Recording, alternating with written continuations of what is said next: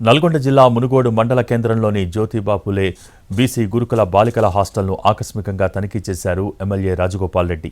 విద్యార్థుల సమస్యలను అడిగి తెలుసుకున్నారు. విద్యార్థినులకు వడ్డించే భోజనంలో నాణ్యత లేకపోవడంపై ఆగ్రహం వ్యక్తం చేశారు. విద్యార్థినులకు వడ్డించడానికి సిద్ధంగా ఉన్న భోజనాన్ని ఆయన రుచి చూశారు. అన్నం మాడువాసన రావడంపై రాజగోపాల్ రెడ్డి ఆగ్రహం వ్యక్తం చేశారు. వండిన పప్పు నీళ్లుగా ఉండటం, పెరుగు పుల్లగా ఉండటంతో ఏజెన్సీ నిర్వాహకులను, హాస్టల్ వార్డెన్ను నిలదీశారు. మీరు ఈ భోజనం తింటారా అంటూ ఏజెన్సీ నిర్వాహకులను, హాస్టల్ వార్డెన్, స్కూల్ ప్రిన్సిపాల్ను నిలదీశారు. మరోసారి హాస్టల్కు వస్తానని, మేం కూడా తినేలా భోజనం ఉండాలని ఆదేశించారు. భోజనంలో నాణ్యత పెరగకపోతే చర్యలు తప్పబోవని కోమటిరెడ్డి రాజగోపాల్ రెడ్డి హెచ్చరించారు.